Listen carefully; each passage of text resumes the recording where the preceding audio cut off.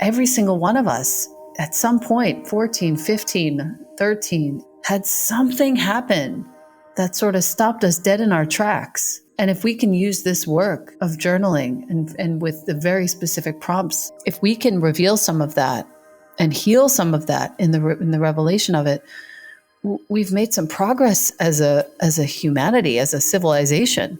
I think there's a lot of value in that. That was Elena Brower, and I'm Henry Winslow. You're listening to Dharma Talk.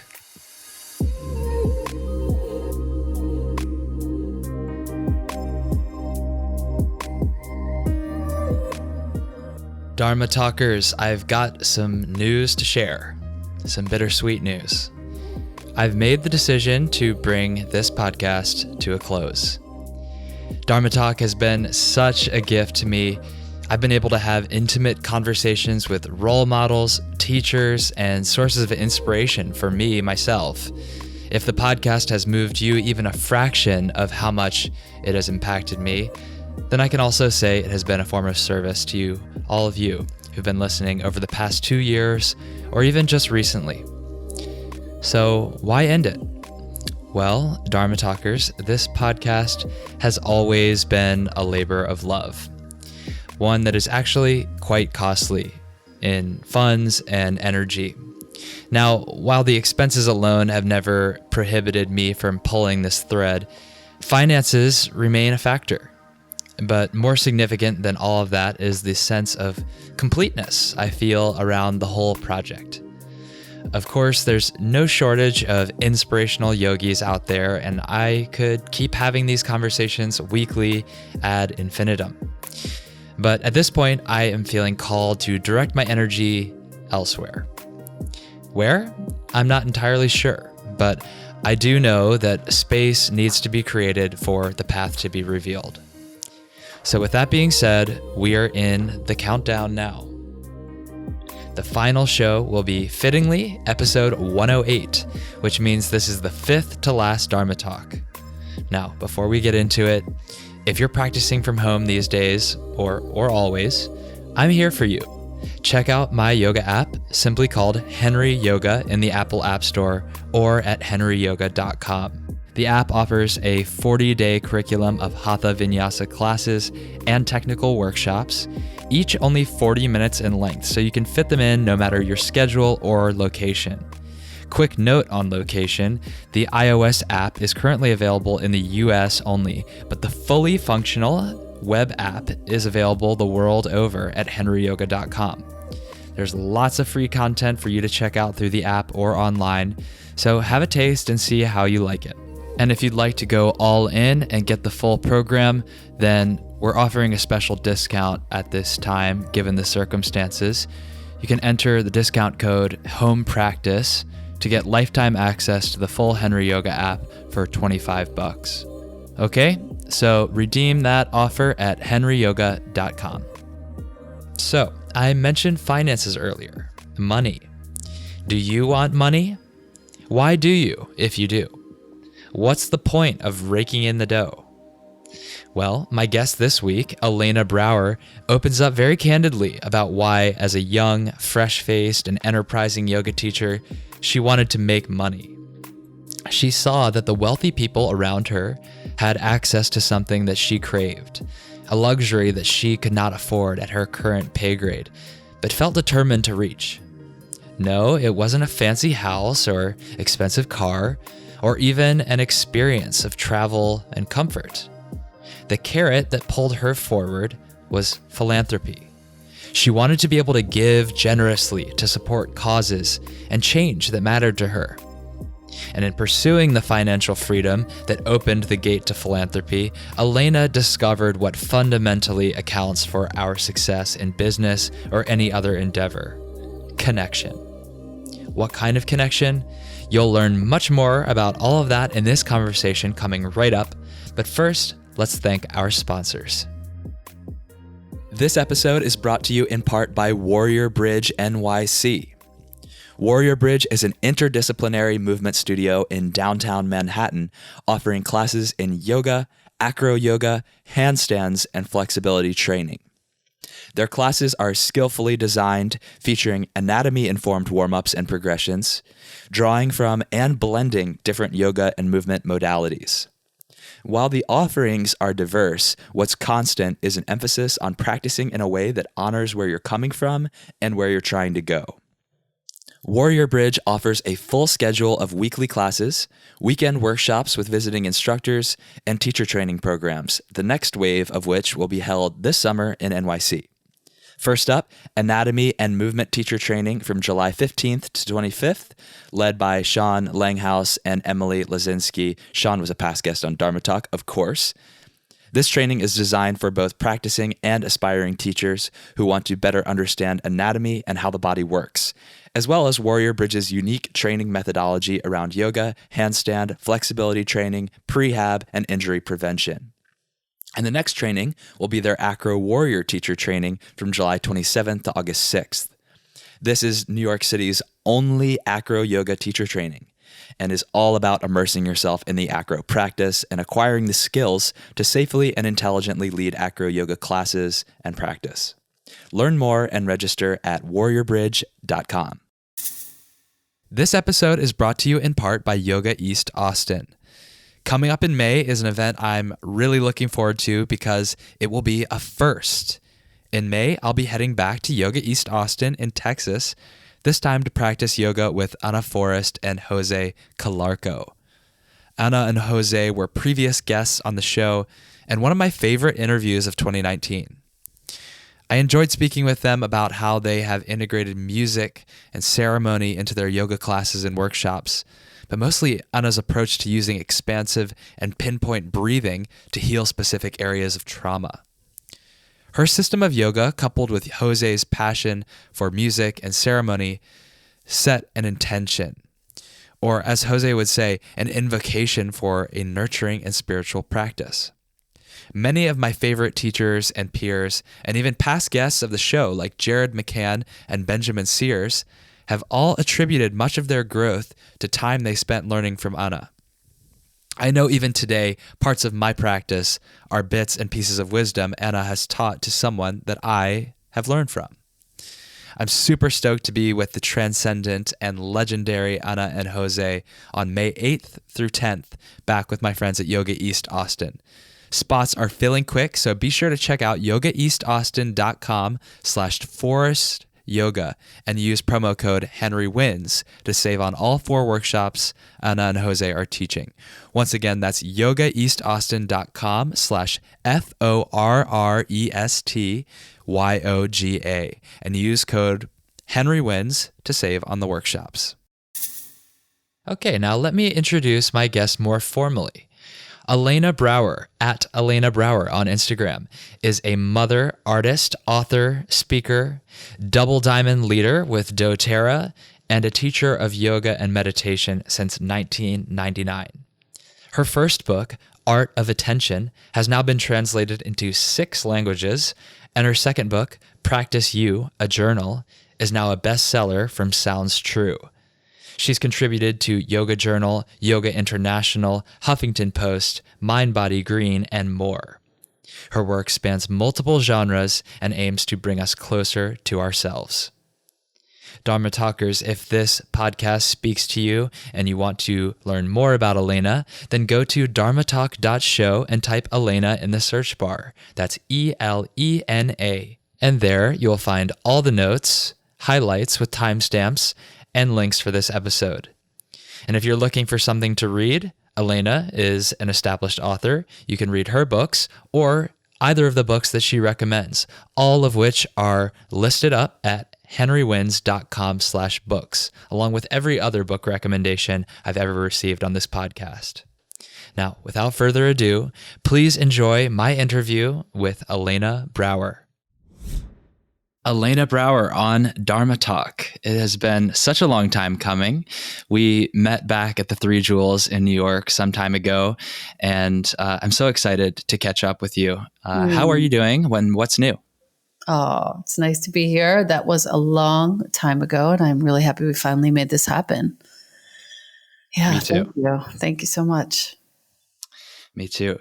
Yeah. Well, let's dive straight in. I always open these podcast conversations with the same first question, which is kind of a doozy, but it tends to set the stage for the rest of the conversation. So the question is, what does the word dharma mean to you? And what is your dharma as you understand it today? Nice one. A doozy indeed. Dharma to me is the next obvious thing. That's what dharma means to me. And it keeps me in a very clear relationship to presence and to what the present moment is offering me. I could go on about dharma being, what it is that I'm doing professionally or personally or familially in any way, but I think it's simply the next obvious thing that needs to happen. This is an interesting interpretation and one that I have not heard before, but I think I have a hunch of where you're going with this, but please elaborate. What exactly do you mean by obvious when you talk about the next obvious thing? There are dishes in the sink. Else.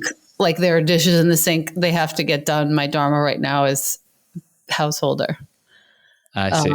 There is a series of phone calls that need to be made to a certain part of my team, a certain number of leaders on my team. Great. That's the next thing. That's my dharma after that. So there's never one dharma, I don't feel. I feel like there are many different aspects of life that need to be tended to. And yeah, I don't want to pigeonhole myself because I have so many different things that I do. And each one of those things enriches the other things that I do. Well, I like that outlook because I feel that if you are open to all of these different things that need to be done and whatever role you may be inhabiting in that moment, then it puts you in a mental position that you're never beyond or too good for something. And that keeps you mentally flexible. Yeah, that's very nice. Very astute. Thank you. Yeah.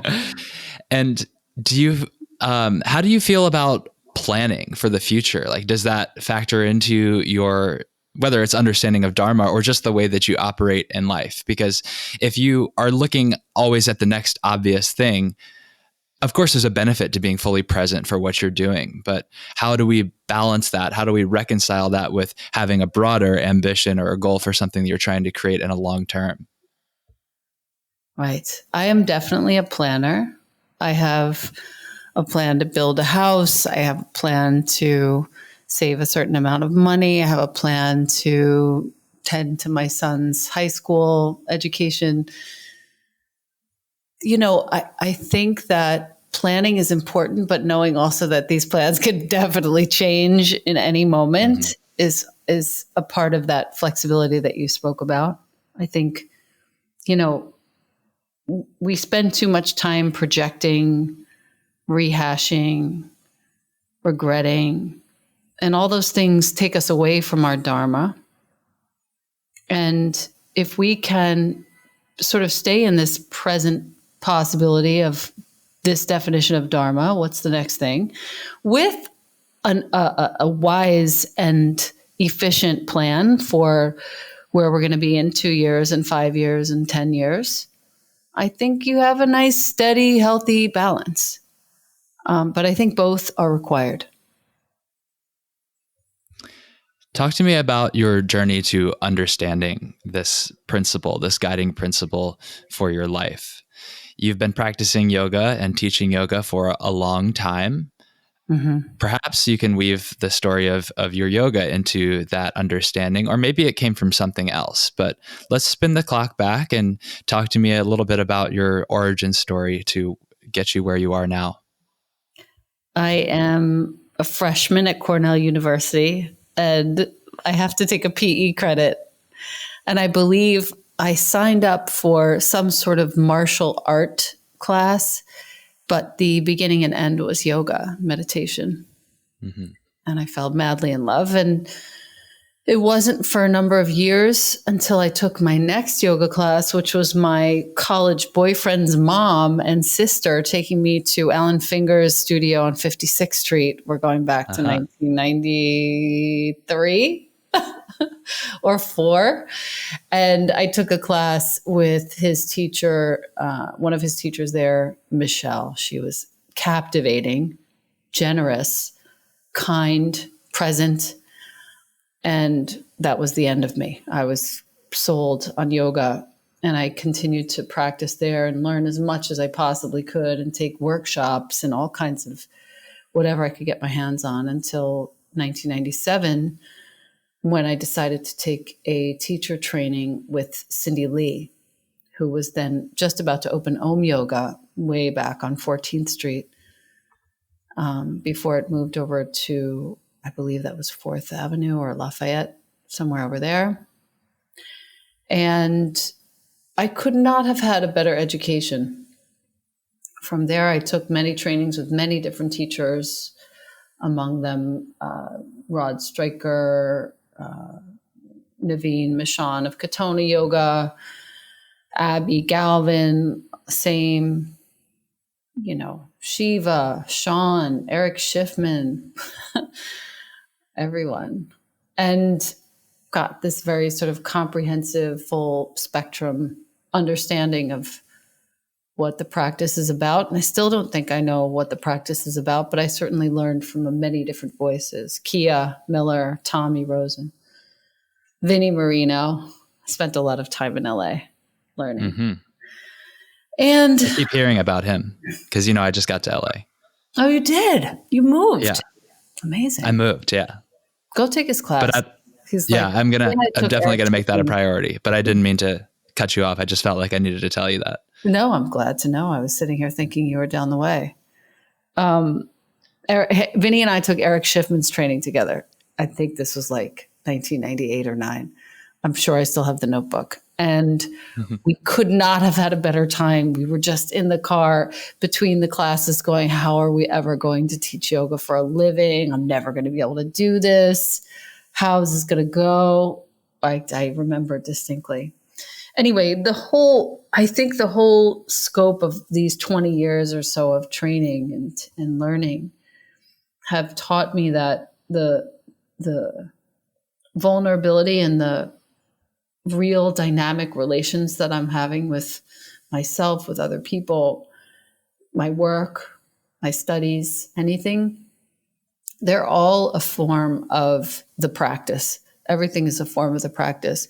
If I can keep the sattvic, tranquil mind that I always end practices, find myself swimming in that mind. If I can keep that as much as consistently as possible, I'm in great shape. Everything benefits. My family, my work, everything benefits. And that, I think, is where it was all going in the first place, toward that.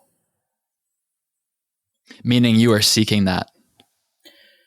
Well, yes, unbeknownst to me. Right. I was only seeking, some sort of peace in my body, peace in my mind, a way to get sober eventually, because weed was always a factor and a thing for me until I got sober 5-6 years ago. Mm-hmm. And it did turn out that yoga was going to be not only the catalyst, but also the way that I sustain myself in that transformation. So this sattvic, tranquil mind, of course, we can extrapolate how that would affect every aspect of our lives. If we're able to see through clear eyes, then our delusions don't make us make poor decisions. Yeah. Why was it that that only 5 years ago you changed your mind about smoking weed? I'm just curious because, you've been practicing for a long time, and this is not a judgment. I do sometimes, and plenty of other yogis do. And some tend to find that it helps their practice, and some have a different relationship to it. So what changed your mind about that? Oh, I was just sick of myself saying that today would be the last day. Yeah, it was. So you hard. had already decided you didn't think it served you. No, it was very, very hard for me. I had a real addiction. It was a daily thing in the morning, and it would never be when I was teaching. It would always be many, many, many hours before or after I would work. I would never, use it when I was teaching. But boy, was it pervasive and compelling and a real distinct issue for me. And eventually I just realized all of my, every limb of my body and every sensory organ was like, you must stop now. And finally it came to that. And it was like from one day to the next, I was finally ready to grow up and let this thing go. And the moment I did, everything else blossomed in my life in a beautiful way. You could say that maybe that was the next obvious thing at that time. No question about it. You could break down any moment of any life and think, okay, so this was the moment when X happened. Was that your Dharma at the time? Yes, it was. And then this happened. Always. Was that your Dharma at the time? Yes, it was. Totally. I'm with you 100% on that. I like to say that it's impossible to not be in your Dharma, because people talk about, being in alignment with your Dharma or not. But is there any other choice? Like the thing that's in front of you. Yeah, I know a lot of people who are working out of congruence with who they actually are and what their actual skill set is, for sure. Yes, I understand that. And I see that. But what I mean is, because I've been there as well. I've worked out of congruence with my own values, but being in that situation was what illuminated the path and caused me to get to the point, like a breaking point where I had to reflect, and that allowed me to step out. That makes sense. Yeah, I get that. I don't know. I think, you can kind of tell if your sort of dominant lens is one of congruence or self-worth. You're probably in your Dharma. You're probably next moment in your Dharma again. Probably in 5 minutes from now, you'll be in it again. Mm-hmm. But if the lens is one of, worthlessness or failure or fear, you might not actually live in accordance with that next obvious thing with your Dharma. And you might swim away from that until you're able to get back to that. And for me, especially in my family, for my kid who's now 13, for my relationship with my boyfriend, for my relationships with my friends, and definitely in my work, mindset is everything. Everything, For me, it's like confidence is not something that you're born with. It's not something you're gifted with. It's not some sort of secret talent. Sure, if your parents raise you right, you probably have a little more self-worth.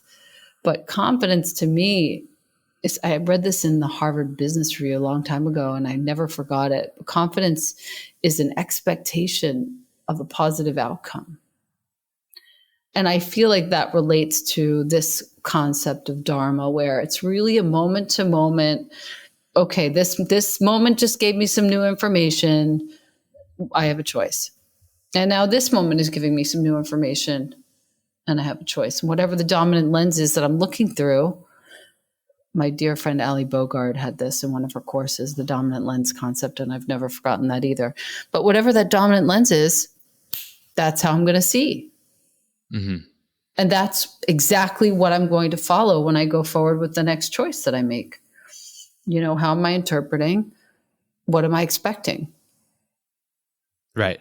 Like our mind is a filter. So if the lens is polished or even rose tinted, that sometimes has a negative connotation because it implies delusion. But I think you know what I mean. If we are looking through a lens that sees positivity, then we're going to not only be in a positive frame of mind, but actually take positive actions that lead toward that positive outcome.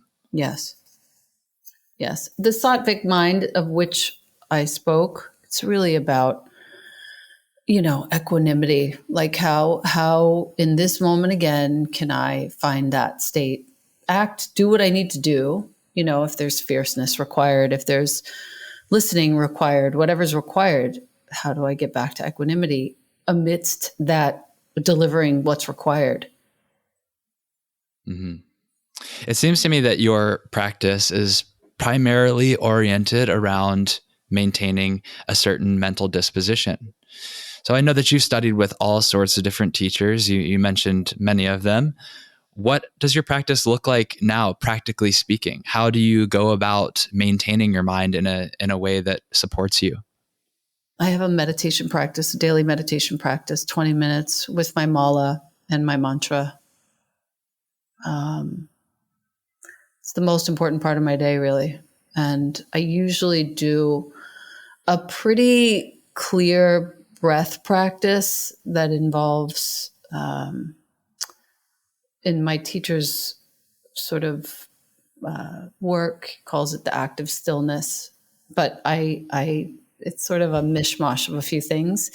And this way I can clear out my system of any, let's say, residue from the night, from the day before, from any assumptions or conclusions that I might be making about possibilities in that moment, and start fresh. And it's the most important part of my day.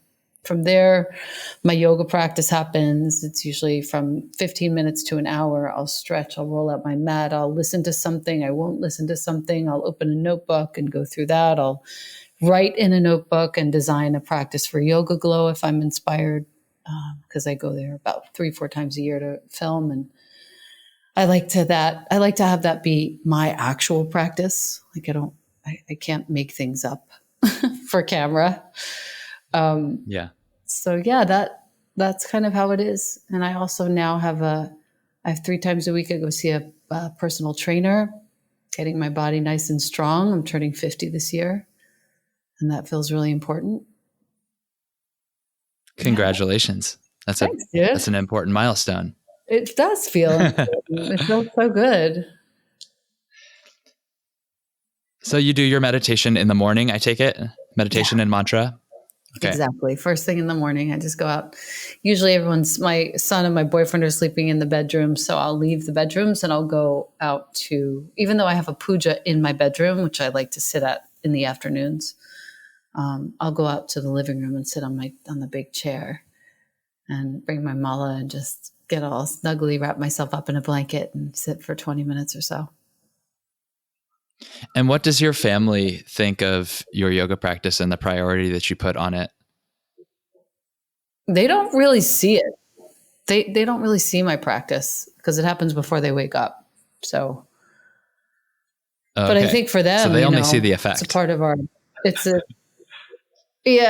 it's a part of the fabric of our lives, though, I think, and they appreciate that for sure. It's led to, combined with a lot of the other training that I've had really stellar training from a group called the Handel Group that helps me with every sort of interpersonal reactivity of any kind.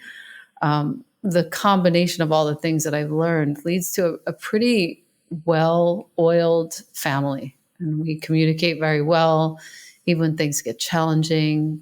I think they appreciate the fact that the practice is sort of the underpinning of how we relate to each other. And what have you learned about your practice, or learned about yoga, or learned about the next obvious thing from being a mother? Oh my God, that would be like many hours. Someday it'll be a book. Well, my vulnerability is actually really important. I think the goal, if there were to be a goal in parenting, is that we have a really honest culture around here. We're a family. We have love for each other, even when we're having a hard time with each other. We have respect for each other. Even when we lose respect for each other, it's still, the very ground upon which we stand. And I think ultimately we're just here to help each other acquire that state of mind. Acquire meaning sort of reveal is, I think, a better word. Reveal that state of mind that's already existing within each of us. That sort of sweet, tranquil, equanimous mind. We're here to help each other get to that point. within the context of this household, so that we can then go, my son can go create a household that has flavors and shades of this good communication and sweet outlook, responsiveness. I asked that question because I know that you are coming out soon with a follow-up to the journal that you released some time ago called Practice You, which, as I understand, is, a journal that can help us guide ourselves toward revealing that state of mind. But Being You is specifically geared toward a younger audience, which maybe was influenced by your relationship with your son. I don't know. But talk to us a little bit about that. Share more about that project. So Practice You was the first journal, and it came out a couple of years ago, and we've already sold over 100,000 copies. It's a very widespread aid and tool in a lot of trainings, schools, juvenile detention centers, recovery settings, healing settings of all kinds. And we found that a lot of kids find it useful as often as, in yoga teacher trainings, adults are finding it incredibly useful to kind of set free a lot of the things that were hidden, to get to know oneself a little bit better. My publisher actually presented to me that he would like to have a follow-up to Practice You for the young adult market. And I said, sure, no problem. And as I was making the book, because I paint all the pages and I write out all the copy, as I was making the book, I realized it's not just for young adults, it's for all of us. And it can dominate the young adult market, sure. It's just like Practice You kind of became this entity all its own, and people have been using it and using it and using it and buying so many copies to gift and to share and to do it again.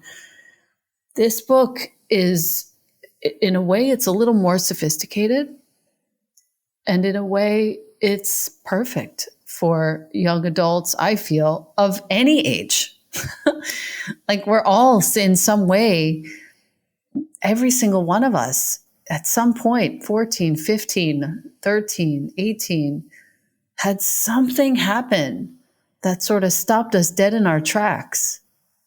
And if we can use this work of journaling and with the very specific prompts that I've designed and gleaned from all of the luminaries with whom I've studied over time, books I've read, if we can reveal some of that and heal some of that in the revelation of it, we've made some progress as a humanity, as a civilization. I think there's a lot of value in that. So we're still actually deciding if we are going to have a subtitle that points to young adults. I sort of love the subtitle Being You, a journal for young adults of all ages. But I think that that's so relevant, but let's see what happens. I don't actually know. And by the time this comes out, we'll probably have a conclusion, but suffice to say, it'll come out by the end of 2020. And I'm very, very proud of the work. I've done a lot of work in the last several months on it. And I feel like it's some of the best work of my life. Can you give us a little bit of a teaser? Like, for example, what is one of the prompts that might be included in it? I'm going to pull up the galette in front of me so I can pick my favorite one. The galette is just kind of a sample of all the pages, of all the chapters, one or two spreads from each chapter. Oh, this is a nice one. This is when I gave myself peace. This is when I took it away. This is when I let someone else take it away. This is how I give myself peace today. When you think about that, there's also to the side a really beautiful quote by Cleo Wade. Your peace belongs to you alone. Only you can give it to yourself, and only you can take it away. And I mean, even now, when I look at this, most of the work that I do, I love to go back and actually take part in it as a student, because it's not coming from me at all. When I say the work that I do, it's like the work of every single teacher I've ever had. It's not me. And so when I go back and I do the work that I've set forth for other people to do, it's always so profound because it's really not coming from me. And I love doing it. When I look at this series of 4 prompts across 2 pages, I think, wow, what a wonderful gift to give to a young person of 16, a young person of 66, to consider how I gave myself peace today. You know? Yeah, I completely understand and relate to what you're saying about the content of one's teaching. I think it's the culmination of what we learn from our teachers and pass on, because there's nothing new under the sun. We're just sharing in our own unique way and perhaps painting something with a different lens or different perspective. But also, we tend to share the things that have been particularly useful for us. And many times they continue to be useful for us. It's not like you do it once and it's over. Right. So true. There's another one. This page I particularly love. It says altar, a beautiful watercolor sort of sphere that I've ripped in 4 pieces and then glued onto the page in 4 pieces. So it sort of looks like a big round, almost like the 4 directions. It's hard to explain, but it says altar, a sacred space in which I make offerings of my art and my prayers. And then on the facing page, it says, I am the altar. This is what I place here.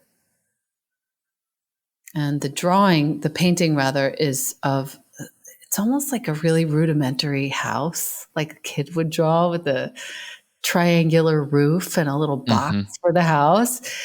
The eye and the altar is inside of the roof, which is a purple triangle. And I feel like we so often forget to choose what influences we place in our lives. Who, where, what, when, what are the substances, what are the foods, what are the friends, the places, the things we watch, the things we read. We forget to choose what we place here.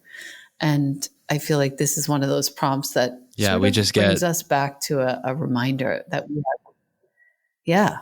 we have choices. Mm-hmm. Exactly. Yeah, it's very easy to just slip into receptivity or just getting into emotion that has like just following the snowball that picks up and builds momentum, and allowing it to take shape without any agency. That's exactly right. So what is the intended, like, how do you use the journal? Like, it seems to be like the way you're describing it, that it's a very artistic presentation. Do you write in it? Do you add to the imagery? Do you draw in it? Or do you reflect? All. Every and all. Yes. Okay. It's all of the above. Some people buy 2 copies so that they can have one that they keep clean. It's the funniest thing ever. I see. And then one that they actually draw in. It's so sweet. You can't even imagine. Very often I'll be anywhere in the world and people will bring me 2 copies. And I'll say, okay, this is the one that I'm never going to write in. So sign this one like extra special. This is the one that I've already written in. You can just sign it on page 13. I don't care where. Yeah, this is the workbook. Right. It's so sweet. Oh my God, it's so sweet. There's another page, beautiful. This one was influenced heavily by Agnes Martin. I'm a dear fan of Agnes Martin. And on this page, there are lots of horizontal lines, broken and full. And it says, when we fully give our attention, we experience both power and rest. And that's power and rest. Yes. And so you're invited, and there's all this blank space on the page with color fields and blank white space. And you're invited to think about this. Like, what happens when I fully give my attention? That's true. I do experience both total power and complete softness. And wow, what a gift that is. And to just write about that for a little while. Think about that, you know? Yeah. Yeah. I like how open-ended these questions or prompts are. It's not even really fair to characterize them necessarily as questions. That's not a question, but it still Yeah, that's a opens you up to contemplation. I mean, the first place that my head went to when you said that was how much I despise multitasking. I yeah, only like to do singular focus things. totally. Totally. It takes years to really learn the deleterious effects of multitasking. But once you learn, you're just completely unwilling to turn the clock back and do it again. Yeah. You Can't know, do it. Won't do it. can't do it. Won't do it. There's another page called Recipe for Heal. It says Recipe for Healing. This is one of my favorites. I see and stand in the pain. I observe it as energy. Facing page, it says, I release any contraction by expanding. I open. I release any judgments about the pain. These are the choices that help me heal. And there's a whole bunch of blank space there. Well, a lot to come out there. Lots to Yeah, process. totally. No doubt. Totally. Yeah, well, I see what you mean by not necessarily wanting to or being ambivalent about marketing this directly or exclusively to young adults, because yeah, these are the questions that inspire all of us, that plague all of us in a way, and uplift all of us when reflected upon. So I wish you luck with figuring out how you want to handle that, but I'm sure that no matter what you title it or subtitle it, it will fall into the right hands. Yeah, no, I have all the faith and the confidence. I just feel like it's important for all of us right now to have reflection time. We don't have enough of it. We're filling all the spaces, and it's nice for us to take a second. Well, let's shift gears a little bit and go from inner world to outer world, and how we can use the benefits of our contemplation, reflection to benefit others. Talk to us a little bit about the work that you're doing with Girls on Fire. What is that organization, and how are you involved? This is my main sort of passion project, and girlsonfireleaders.org was founded by a woman named Eileen Flanagan, who's become a dear friend. She became committed to helping adolescent girls in two of the worst slums of Kenya and a couple of the surrounding rural areas to learn how to lead in their communities so that they can be the voices of change within their communities. Her work moved me. I met her first in one of my classes at ABC back when I was teaching over there. And I don't know what it was about her. I just had to speak with her. I had to find her.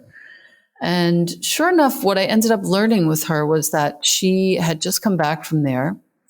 She was committing herself to creating opportunities for these girls to learn. It's actually girlsonfireleaders.com. Just to be clear, girlsonfireleaders.com. She was committed to making sure that these girls got access, not just to leadership skills, but to experiences outside of their home turf, to camp, to education, to learning what their rights were. So many of these girls are being forced into childhood marriage. They're being forced into female genital mutilation. These are real situations that we're looking at present day. She decided to create that chance for these girls. And so she trains the girls from ages 6 to 16 and above. And the impact since the first immersion trip in, I think it was December of 2014, she had 20 girls. And they were at the time ages 6 to 13. And she gave these girls an opportunity to travel and experience the rest of their country outside of the Kibera slum, and immerse themselves in different cultures. And now They lead leadership workshops. They have community impact projects. Some of the girls are teaching meditation and yoga to the other girls and boys in their communities. They have farm and team building, just all sorts of, they're using my book, Practice You, to learn themselves. There's one beautiful gal her name is Makesh, and she is teaching the other girls how to meditate and how to learn themselves through a journaling practice. And that is so cool. It's insane. She's been doing that for now several years. And her work has had a massive impact. And yeah, that's the ripple effect. I mean, that's really when you've done something, when not only is your direct outreach influencing people, but you're empowering others to spread the network, to widen the spider web. Exactly. And the impact that they've had now, they've created, it's not just for girls either. They've also created a situation where boys are also learning. They're leading Girls on Fire trainings, leadership trainings with boys also, starting reading circles with them, beautification projects in and around the school and the slum, teaching hygiene. These are things that needed to happen, generated from those who live in that community, not from us.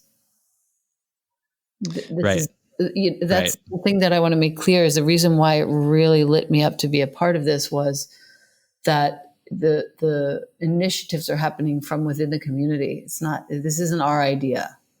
Mm-hmm. What they find that they want to fix and heal is coming from them. So have you been, or are you working mostly remotely on this effort? I'm working remotely at this time, raising money and creating the some of the protocols / curricula, I guess you could say, through my book. Mm-hmm. But yeah, I'll definitely be going there in the future for sure. I can't wait. And Makesh and I have a little communication back and forth. So I love this woman. She's just getting older by the second, just like my son. And it's a wonder to watch. Yeah. That will be a really special encounter when you meet in person for the first time. I literally can't even begin to find the words. When I see her and she sends me a video over my phone, I weep for an hour after that. I mean, she's had a massive, a real serious impact, that girl. And she's changing the lives of a lot of the other girls that she's been teaching now for several years. It's really amazing. Yeah. Really powerful stuff. And now the best part is that after all of that, I was able to get a fund match from my company. doTERRA matched a massive amount of money, $25,000, to create the camps for the girls for 2020. And now we have just solidified a work in progress where we're going to actually welcome the families and the children of the growers and harvesters of our pink pepper in Kenya into Girls on Fire leaders. So we're spreading our wings a little bit and receiving the help that we need in order to do so right off the bat, which is a wonder in and of itself. Super cool. And it's amazing and also inspiring to hear about how your various worlds have overlapped and collided and worked into synchronicity with one another. Yeah, it just happened. That just happened. I'm like, it's almost too soon to talk about it, but it really just came through like a week and a half ago, and I'm still incredulous and beaming about it. Yeah, that's awesome. You've been with doTERRA for a long time now, right? I've been with doTERRA for almost 7 years. It'll be 7 years in May of 2020. And I've been active, growing my business for probably the last 5, let's say. And it's one of the most one of the most satisfying things that I do with my time. So well before being involved with the Girls on Fire leaders. Well, the whole point of me starting with doTERRA in the first place was twofold. One, I lived for the oils that had a massive impact on my life. I was able to, I'm loath to use the word heal, but in my case, I was able to heal cystic acne using geranium oil, which is a very potent bunch of compounds that help with skin issues and support skin. I fell in love with all of the other oils and have been using them for 20 years now. But at that time, I was using them for, let's say, 10, 13 years or so. Loved them, was using them in my house for cleaning, way before the whole like essential oils craze actually happened. Yeah. And what I wanted, though, I wanted another business that would supplement my yoga teaching income, because I could tell that the yoga teaching income was not going to allow me the latitude to be philanthropic, especially in New York. And I wanted the means to do that. Philanthropy was to me a real high luxury, and I wanted in. I was watching, I was teaching Christy Turlington, who started Every Mother Counts at that time, and just watching who she blossomed into from the first moment that I met her to now. Even what a hero she is! What a giving intelligence she brings to this world, and I wanted to just be like her. And I thought, okay, so how am I going? I'm not a supermodel. I'm a yoga teacher, and maybe I'll write a book or two, but how am I going to actually earn a substantial amount of money doing something that I love and which I believe? And doTERRA just came forward. And I loved the oils. I knew that I could believe in the product. I know the sourcing is legitimate. I know that the testing is all of the highest integrity. Why don't I just try?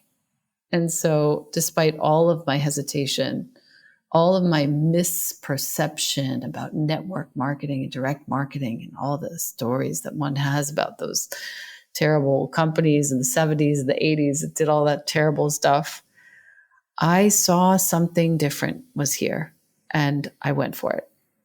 I'm so glad that I did, because my full dedication and devotion to this work has yielded the opportunity to be philanthropic, which is why when I met Eileen for the first time in my class and she said, "This is what I'm doing," I said, "I want to know you and I want to grow with you." And that was that. The rest is history. Yeah. For the uninitiated, unfamiliar, what is this business model that you're doing? Apart from explaining, you've already explained what the product is and why you believed in it so much, but how are you involved? So network marketing is, I feel it's the way of the future. It's a way to, let's say you have business, which is doTERRA, and you have the opportunity through doTERRA to create your own organization selling the products that doTERRA creates. So I have my own organization. Everybody on my team has their own organization as well. And each of us benefits when we learn and teach. So the very nature of the business model demands that you are constantly in a state of learning and teaching. Those are the people that actually earn money. And those are the people that are able to grow substantial businesses for themselves. So now I've got over 40,000 households on my team all over the world, literally dozens of countries. And all of us together, I create a lot of learning materials for my team. All of us together are constantly learning and sharing what we know and what we create together. And when I encourage someone else to create an account and grow their relationship to essential oils, to these plant allies, if you will, I benefit. then they go ahead and create this relationship so their whole family benefits, their household benefits. They're getting a bunch of toxic products out of their house, and they're generating perhaps some residual income for themselves. They all benefit. And then, wow, what if they invite another family near them to do the same? Then they definitely benefit. They create more income for themselves. And then the other family does the same thing. And really, at the end of the day, when it comes to doTERRA specifically, I've never been a part of any other network marketing company, or it's also known direct marketing, multi-level marketing. It's all the same thing. What I know is that when I am efficient in sharing the information that I have, when I am efficient in empowering the other people on my team to go ahead and share the information that they have amassed using their oils and products, we all thrive. And we can all start to be philanthropic, taking 10% or 15% of what I earn and giving it away is now a matter of course. It's the most beautiful feeling. And I can do that because of my alliance with doTERRA and with this business model, which was not happening as a yoga teacher. It was not happening when I was working in a corporate office in my early 20s. Yeah, I love everything that you just said. And I'll say that my takeaways from that were, one, if you know what your intention is, your guiding motivation, then you will have clear direction on how to proceed. You knew that you wanted to create a life that afforded you the luxury of philanthropy. So you needed to set up something that could afford you that wealth. And secondly, I took away that success, or whether it's monetary or otherwise, is not a zero-sum game, and the rising tide can raise all ships. But I'd like to know what you would want to share as a main takeaway from your experience starting your business with doTERRA for the listeners. Like what was something that you learned, whether it was in the beginning or later on, that you've really integrated into your career and your understanding of the business? I was just teaching my team today. We have a monthly office hours call with the entire team. And I was teaching them today that what I've come to understand is that our success depends only on one thing, which is connection. Now, if you, Henry, were to say for your work, the same, for any yoga teacher, the same, for my son in his studies, the same. If I make a solid connection, which requires, as I was teaching my team today, really good listening and really good questions, my team is always going to thrive. Because if I do that, I have one more person who feels heard and seen, who can now be welcomed into the world of these plants and how they can work in their life, because I've listened really well and now I know exactly what they need, or at least some ballpark of what they need. And they can go ahead and create that opportunity for somebody else. Those are real connections. I'm not talking about making a connection online and, that's it. I don't even know you. I've never seen you before. I want to know exactly how I can serve you. And I do that one person at a time. And my dream and what's happening now is that my team does that for their future teammates as well. That, I think, is a recipe for success, no matter what you're doing. If you're playing rugby, or you're a florist, or you're a painter, or you're someone's assistant, how well are you connecting, listening, and serving? That's it. Well, it's a perfect parallel back to the Girls on Fire leaders. You provide people with the tools and resources to be able to share more education with others, and the chain of positive influence goes on from there. Exactly.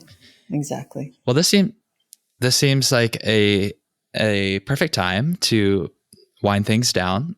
Great. I love that positive message. So we'll wind it down with what I call the prana round. This is the last few questions for you, 6 rapid fire questions. So please answer in minimum 1 word and maximum 1 sentence per question. Okay? Okay. All right. In 1 word, why do you practice yoga? Healing. What is your favorite yoga pose and why? Shavasana, Yoga Nidra is my medicine. It's the medicine. What is the single best cue or piece of advice that you've ever received from any of your teachers? Be a student until the very end. Rod Stryker. Recommend one book, either modern or ancient, for our audience. Of course, in addition to your own books, which will be linked in the show notes. No, I would say, well, the book that I've just finished reading is called The Overstory by Richard Powers. It's a Pulitzer Prize-winning novel.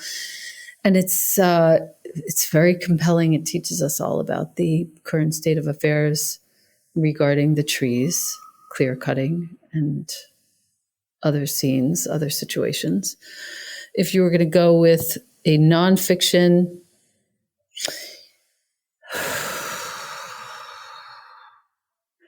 it's pretty random, but I'm going to go with this anyway.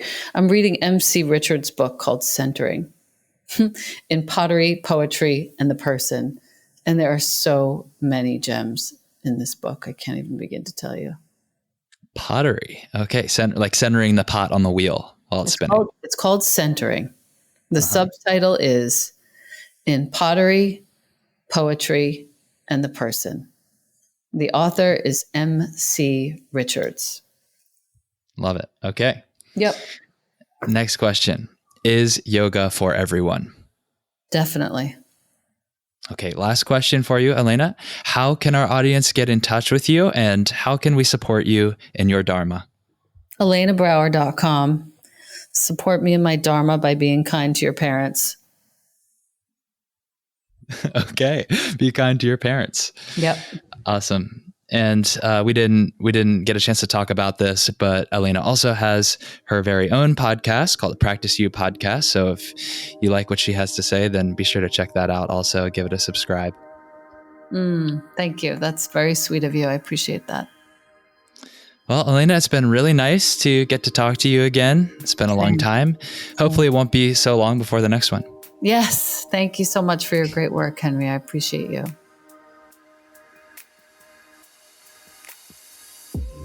Dharma Talkers, I hope you enjoyed listening to that conversation as much as I enjoyed having it. And if you did, please share it. Take a screenshot, share it on Instagram, and tag me at Henry Wins. I love hearing from you about the conversations that make an impact for you.